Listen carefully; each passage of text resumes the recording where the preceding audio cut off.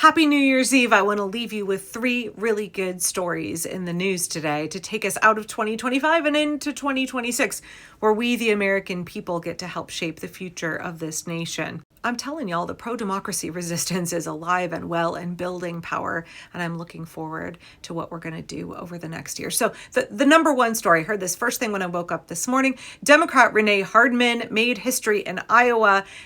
She won the Iowa Senate District 16 seat and became Iowa's first Black female senator, defeating Republican Lucas Lofton in the special election that was held yesterday. She deprived the Iowa GOP of a supermajority in the Iowa Senate.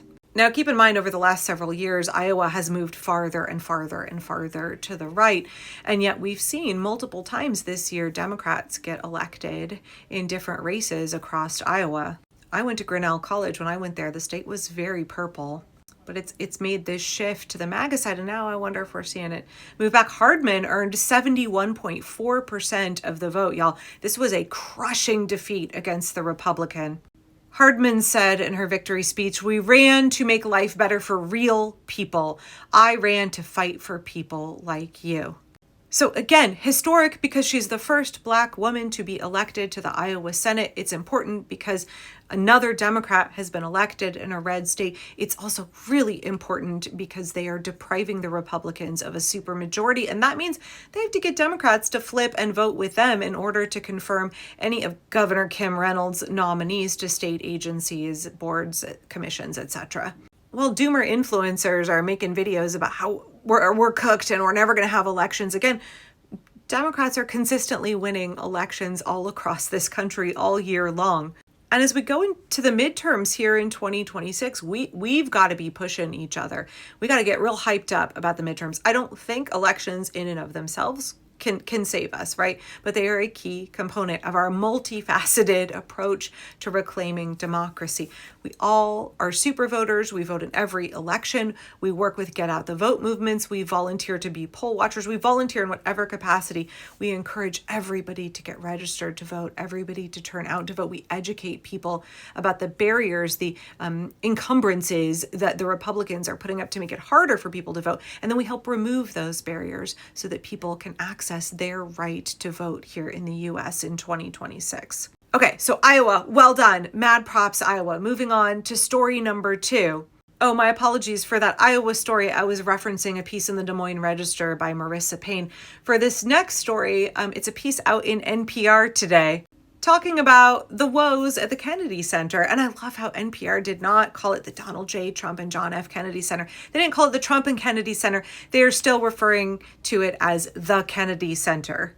We've seen a number of artists canceling their concerts, some at Christmas. The New Year's Eve concert tonight was canceled. There are more cancellations going into the new year.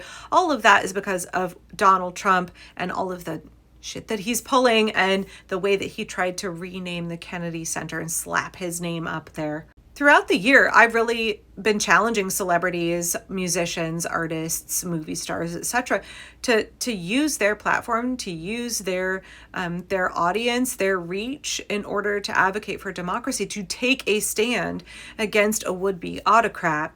And here we are looking at musicians over and over and over again in the last several weeks who are doing just that. They are canceling performances. They are taking big financial hits. They are risking the ire of the Trump regime. I think one of the musicians is already facing the threat of a lawsuit from Donald Trump because they will not perform for him. They will not perform under these circumstances. They are taking a strong stand at no small personal risk to themselves. We have to risk it for a biscuit, y'all. We all are going to be asked to sacrifice something in the name of defending democracy. Whatever we have to give up right now is so much less than what they will take from us by force if we lay down and let fascism succeed in the United States.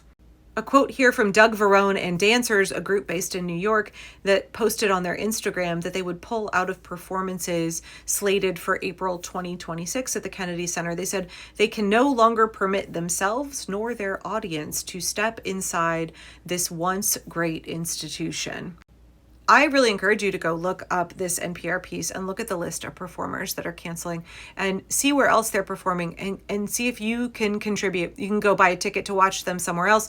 You can buy their album. How can you support them and specifically let them know that you support their actions around pulling out from Kennedy Center events for the end of this year and through 2026? To me, this story is really about how courage is contagious, because it took one performer, I believe they were a jazz musician, to cancel for Christmas. And then all of a sudden, like bam, bam, bam, bam, bam, we're seeing all of these other musicians and dancers, etc., pull out and say, no, our conscience will not permit us.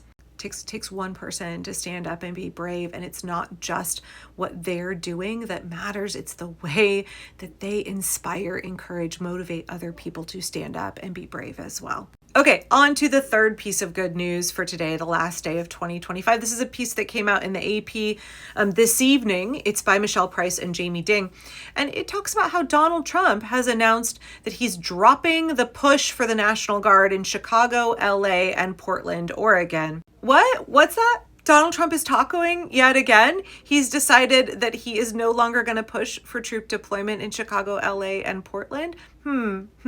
Is that because the people refused to lay down? Our attorneys general in multiple states pushed back. The courts have held for the rule of law. We already know that a narcissistic would-be tyrant is going to try and do tyrant shit. It is not what the regime does that matters. What matters is how we respond. And across the country, Americans have said, we will not tolerate a military takeover of our cities. This is not normal. This is not acceptable. We refuse to submit to this. And now Trump is tacoing. Now he's backing out. He didn't get his way, and he's running away with his tail between his legs. So many of these doomer bro influencers said when Donald Trump first started trying to put troops in multiple cities, in LA and in DC, they were all like, this is the beginning of a military occupation of the entire country, even though that's completely not, like, do the math, babe. That's not possible. Okay, sorry, my phone battery died. I had to go charge it up for a second there. So yeah, not possible to have a military takeover, but they made it sound like Donald Trump was going to try some shit and that like it was just game over. And I was like, where's your pushback? Why is it that he can just like boop and you just fall right over? Where's your ability to hold the line? Well, thank God most Americans are not like doomer influencers, and we have held the line and we have said, you can pry my city from my cold dead hands. I am not giving up my constitutional rights. This is not normal. We will not accept this. We will vigorously push back. And guess what? Donald Trump has had to concede. He has had to admit defeat. He has had to run away a big fat loser, because that's what he is. He chickens out. Autocrats, just like fragile narcissists, y'all, they are weak and they really cannot handle anybody standing up for themselves. They try and push you and they want you to fall over quickly. And we in the United States are so used to instant gratification. We're not used to struggling. We're not used to long suffering, long protracted battles. So it can be very tempting to be like, oh gosh, we didn't succeed. And one day he tried to do a bad thing and he got away with it a little bit at the beginning. And so like, this is the way it is forever. Now, no, we continue to push back until we win. He's going to try and do bad things and we can't necessarily stop it instantly, but we are still successful at organizing and pushing back and making sure that we hold the line and we defend our rights. And over the people and the courts are winning.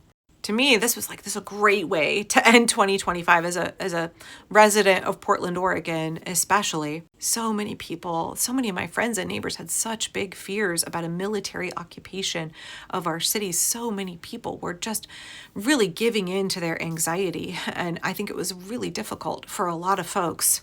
And I want to encourage you going into 2026, how can you look back at all of our successes this year? How can you look back at the ways that we held the line? And it took some time, but we fought back in so many ways. Through the courts, through our organizing, through our caring for each other, through our refusal to give up our constitutional rights. How many ways did we win in 2025?